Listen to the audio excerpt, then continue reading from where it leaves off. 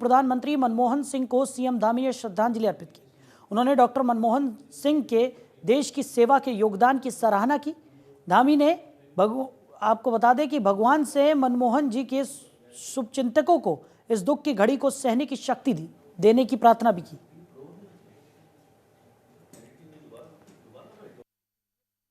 पूर्व प्रधानमंत्री स्वर्गीय मनमोहन सिंह जी का निधन का समाचार सभी के लिए बहुत दुख भरा समाचार है। भगवान से प्रार्थना करते हैं कि भगवान उनको अपने श्री चरणों में स्थान दे और उनके सभी पारिवारिक जनों को, उनके सभी चाहने वालों को इस दुख की घड़ी में भगवान शक्ति प्रदान करे। पूर्व प्रधानमंत्री तो देश के पूर्व प्रधानमंत्री डॉक्टर मनमोहन सिंह के निधन पर समूचा देश शोक में डूबा हुआ है। ऐसे में पूर्व मुख्यमंत्री हरीश रावत ने डॉक्टर मनमोहन सिंह के निधन पर दुख प्रकट किया। उन्होंने कहा कि महान अर्थशास्त्री डॉक्टर मनमोहन सिंह का निधन देश के लिए बड़ी क्षति है। जब देश आर्थिकी तंगी से गुजर रहा था तब डॉक्टर मनमोहन सिंह ने देश को आर्थिक तंगी से उबारा था। बता दें कि कल उनका पूरे राजकीय सम्मान के साथ अंतिम संस्कार होगा। डॉक्टर मनमोहन सिंह जी के निधन के समाचार ने मेरे मन के अंदर बड़ी भारी उथल पुथल पैदा कर दी है। भारत ने और भारत माँ ने अपने योग्यतम पुत्र को खो दिया है, महान राष्ट्रभक्त को खो दिया है। ऐसे व्यक्ति को खो दिया है जो अपनी सादगी मगर सादगी के साथ निर्णय लेने की दृढ़ता के लिए हमेशा याद किए जाएंगे, जिनकी बुद्धिमत्ता ने भारत को एक बड़ी आर्थिक शक्ति बनने के रास्ते पर डाला। जब वो वित्त मंत्री थे उस समय भी जो निर्णय उन्होंने लिए वो निर्णय एक साहसिक वित्त मंत्री ही ले सकता था और साहसिक प्रधानमंत्री के। वहीं हरिद्वार के फेरूपुर में ग्रामीण कल्याण समिति द्वारा आयोजित कंबल वितरण कार्यक्रम में कृषि मंत्री गणेश जोशी ने 22 गांव के 700 जरूरतमंद परिवारों को कंबल वितरित किए। मंत्री ने समिति के कार्यों की सराहना करते हुए कहा कि जरूरतमंदों की मदद करना एक नेक कार्य है जो मन को संतुष्टि देता है और समाज के अन्य लोगों को भी प्रेरित करता है। उन्होंने कहा कि ऐसे प्रयासों से समाज में सेवा और सहयोग की भावना को बल मिलता है। वहीं कार्यक्रम के दौरान ग्रामीणों ने मंत्री को अपनी समस्याओं से भी अवगत कराया, जिस पर उन्होंने शीघ्र समाधान का आश्वासन भी दिया। ग्रामीणों ने इस मदद के लिए समिति और मंत्री का आभार व्यक्त किया। समिति के सदस्यों ने बताया कि उनका उद्देश्य समाज के कमजोर वर्गों को राहत प्रदान करना है।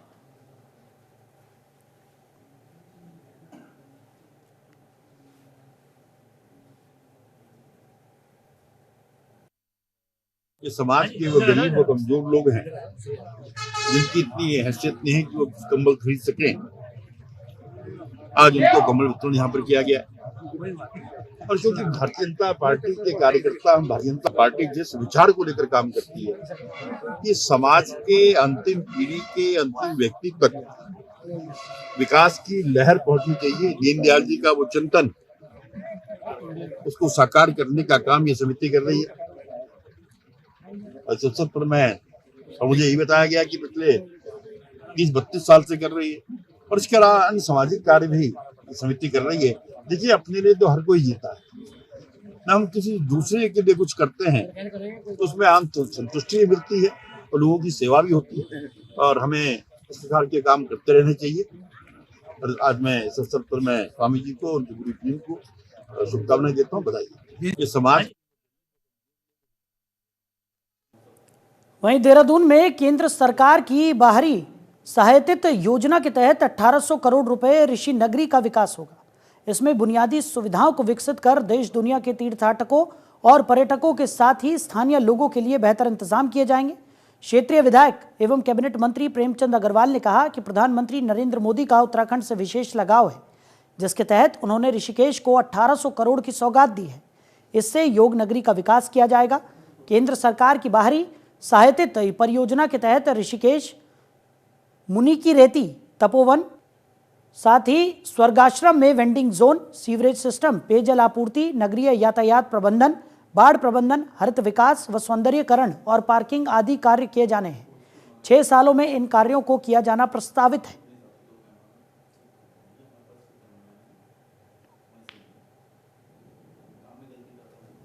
ऋषिकेश में जिस प्रकार से विकास एक तेज़ी से बढ़ रहा है और माननीय प्रधानमंत्री जी का मैं धन्यवाद कर रहा हूं जिन्होंने बनारस की तर्ज पे उत्तराखंड के एक पावन नगरी, धर्म नगरी, तीर्थ नगरी ऋषिकेश के लिए 1800 करोड़ रुपए का एक परियोजना यहाँ पे लाई गई है, जो ऋषिकेश, स्वर्गाश्रम, मुनिकीरेती और तपोवन जो एक सर्किट है उसके लिए वो काम करेगी।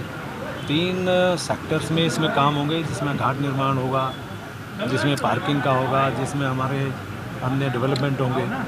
और स्वाभाविक तौर से ऋषिकेश विश्व की एक ऐसी प्रसिद्ध नगरी है जिसे योग नगरी के रूप में भी जानते हैं, योगा की अंतर्राष्ट्रीय राजधानी के रूप में भी जानते हैं। और जब इसका विकास होगा तो एक इसका स्वरूप बदलेगा, एक निश्चित रूप से तीर्थाटन हमारे यहाँ बढ़ेगा।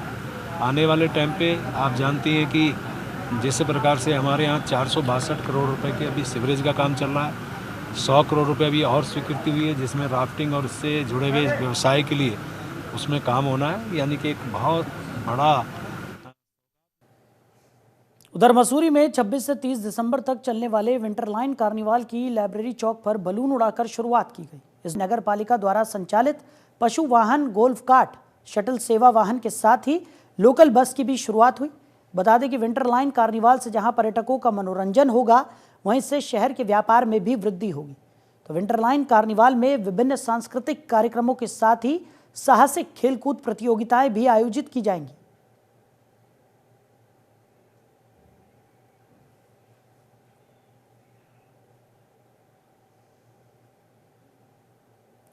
वहीं उत्तराखंड राज्य आपदा प्रबंधन प्राधिकरण आपदा के खतरे की सूचना लोगों तक पहुंचाने की योजना पर काम कर रहा है। इसके लिए आपदा प्रबंधन विभाग के आपातकालीन सूचना केंद्र को अपग्रेड करके multi hazard early warning decision system से जोड़ा जाएगा। यहां से संबंधित इलाकों में चेतावनी की सूचना देने के संबंध में आवश्यक कार्रवाई की जा रही है। यू प्रिपेयर योजना के तहत आपदा की पूर्व चेतावनी देने की दिशा में भी काम किया जा रहा है।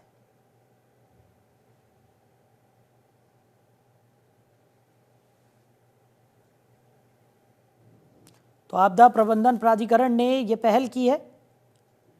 वार्निंग डिसीजन सिस्टम की सुविधा विभाग को दी जाएगी।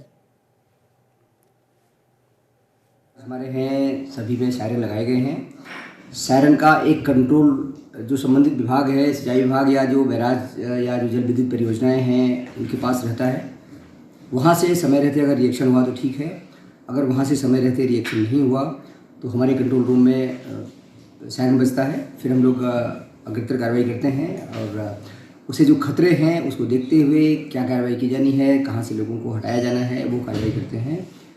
इसके अलावा जो हमारे सायरन हैं वो महत्वपूर्ण स्थानों पर लगाए गए हैं। अगर वहाँ पानी का लेवल बढ़ता है तो हमें ऑनलाइन हम देखते रहते हैं, हमारा ऑनलाइन सिस्टम है, सब कुछ मैप्ड है पूरी तरह से, और उसके अकॉर्डिंग फिर कहाँ पे क्या कदम उठाया जाना है कार्रवाई। उधर उत्तराखंड में निकाय चुनाव की तारीख का ऐलान होने के साथ ही राजनीतिक सरगर्मियां तेज हो गई हैं। प्रदेश के कुल 11 नगर निगमों में से देहरादून नगर निगम राज्य का सबसे बड़ा नगर निगम है।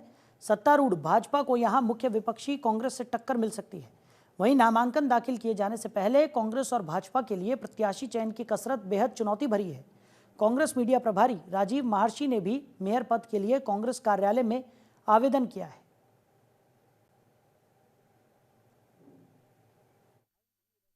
देखिए, बहुत अफसोस होता है। देहरादून एक बहुत ही खूबसूरत शहर, पूरे भारतवर्ष में नहीं, मैं कहूँगा पूरे संसार में। और जो आज इस शहर की स्थिति है, यातायात की आप स्थिति देख लीजिए, आप जल निकासी की स्थिति देख लीजिए, आप शिक्षा देख लीजिए, स्वास्थ्य देख लीजिए, आप बिजली का मामला देख लीजिए, तमाम ऐसी चीज़ें हैं जो है चरमराई हुई हैं पूरी तरीके से। स्मार्ट सिटी के नाम पर इस शहर के लोगों को छला गया। किसी की घर के आगे खुदा पड़ा है, किसी के पाइप पड़े हैं और सड़कों पे धूल का अंबार। ये सारी चीज़ें जो थी, इन लोगों ने यहाँ की जनता का बड़ा, जो मैं कहूँगा, उनको बहुत एक तरीके से त्रस्त किया, बहुत परेशान किया। स्मार्ट सिटी के नाम पर देहरादून की भोली वाली जनता के साथ छल किया गया।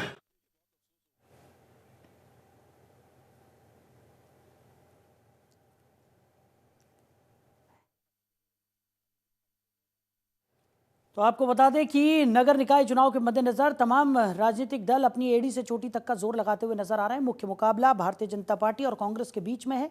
ऐसे में प्रत्याशियों के चयन से लेकर तमाम व्यवस्थाओं तक लगातार प्रयास किए जा रहे हैं कि ऐसा उम्मीदवार यहाँ पर खड़ा किया जाए जो सामने वाले को कड़ी टक्कर यहाँ पर दे सके। जनता पार्टी को कांग्रेस से टक्कर मिल सकती है और कांग्रेस की ओर से राजीव महर्षि ने अपनी दावेदारी पेश की है। तो राजीव ने पार्टी का दाखिल किया है और कांग्रेस की तरफ से वो अपनी दावेदारी पेश कर रहे हैं। निकाय चुनाव के लिए प्रत्याशियों ने कमर कस ली है।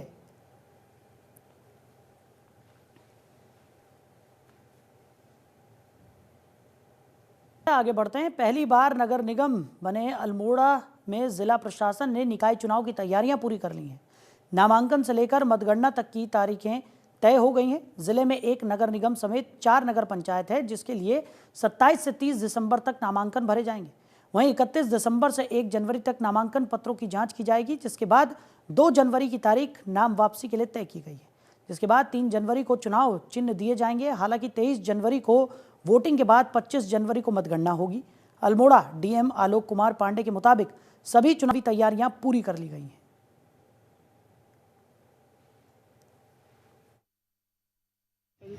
देखिए, जैसा कि आप जानते हैं, आचार संहिता प्रभावित हो चुकी है और अल्मोड़ा जयपुर नगर निगम जो हमारा है, अल्मोड़ा है, इसके अलावा चौकुटिया है, विकासेड़ है और हमारा द्वारा हाट है।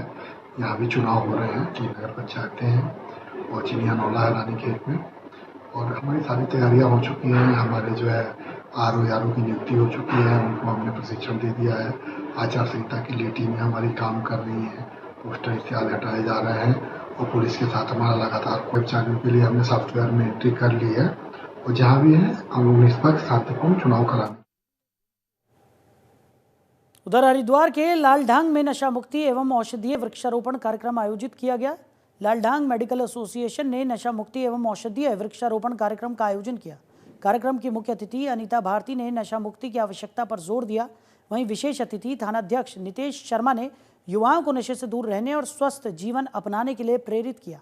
बता दें कि कार्यक्रम में नीम, कपूर और हार श्रृंगार जैसे औषधीय पौधे लगाए गए।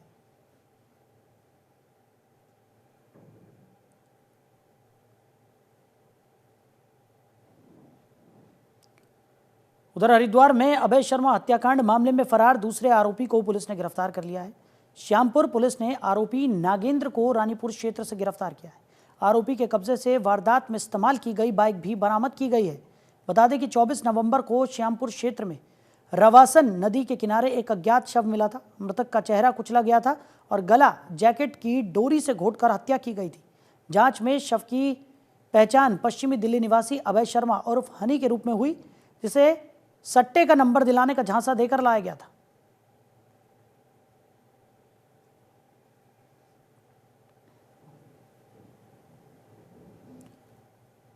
वहीं ऋषिकेश में गंगा में कूदने वाले गौतम अरोड़ा का शव बरामद हो गया है। तो ऋषिकेश के लक्ष्मण झूला थाना क्षेत्र के चीला पावर हाउस के बैराज में 4 दिसंबर को मिले अज्ञात शव की पहचान 21 वर्षीय गौतम अरोड़ा के रूप में हुई है। गौतम अरोड़ा ने 26 नवंबर को ऋषिकेश के 72 सीढ़ी घाट से गंगा में छलांग लगाई थी। घटना के बाद से पुलिस और एसडीआरएफ की टीम गंगा नदी में सर्च ऑपरेशन चला रही थी। बताते इसको गौतम अरोड़ा का मोबाइल और जूते घाट से मिले थे, लेकिन शव की पहचान नहीं हो पाई थी।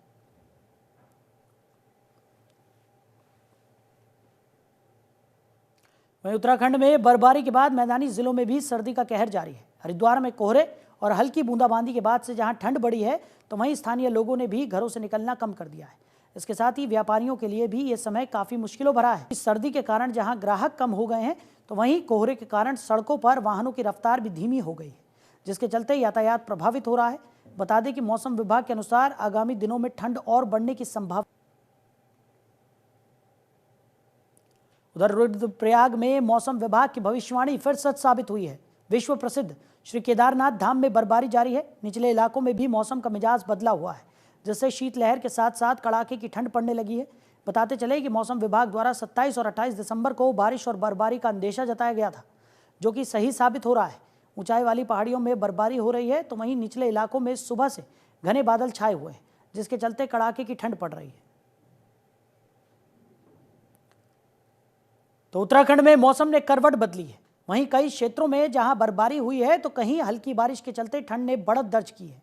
वहीं ठंड बढ़ने के साथ ही राज्य में पर्यटकों के आने का भी दौर जारी है। इन सभी चीजों को लेकर क्या कुछ खास है, इस रिपोर्ट में देखिए।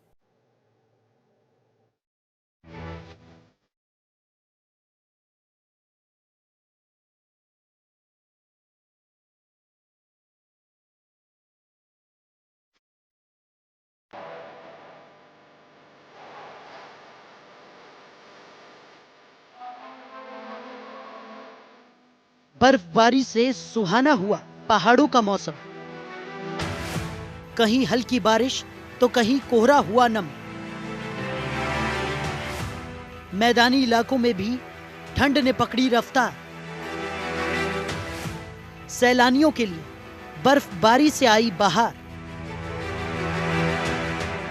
उत्तराखंड में बर्फबारी के बाद मैदानी जिलों में सर्दी का कहर जारी है। कहीं पर बर्फबारी हो रही है तो कहीं पर सामान्य बूंदाबांदी के साथ मौसम की नरमी बनी हुई है। वहीं बढ़ती सर्दी के बावजूद पहाड़ों पर सैलानियों के पहुंचने का सिलसिला जारी है। सैलानी बराबर बर्फीले पहाड़ों पर ठंड का आनंद लेते नजर आ रहे हैं। हालांकि ठंड बढ़ने के साथ जहां लोग घरों में रहना ज्यादा पसंद करते हैं, वहीं दूसरी तरफ पहाड़ों का नजारा अलग ही देखने को मिलता है। बर्फबारी में पर्यटकों की तैयारी, पहाड़ों पर सैलानियों के पहुंचने का सिलसिला जारी। पर्यटकों ने की वादियों में छुट्टी मनाने की तैयारी। पहाड़ों ने सर्दियों में ओढ़ी बर्फ की सफेद चादर। हरियाली पर सफेद बर्फ की वादियां हुई सुंदर। वैसे तो उत्तराखंड मौसम विभाग ने पहाड़ी और मैदानी क्षेत्रों के लिए कई बार अलर्ट जारी किया है, लेकिन फिर भी सैलानियों के आने की तादाद में लगातार इजाफा जारी है। हालांकि पर्यटकों के लिए प्रशासनिक स्तर पर भी बेहतर इंतजाम किए गए हैं। वहीं स्थानीय व्यापारियों के लिए भी टूरिस्ट का पहुंचना फायदेमंद साबित हो रहा है। ब्यूरो रिपोर्ट, जनतंत्र टीवी।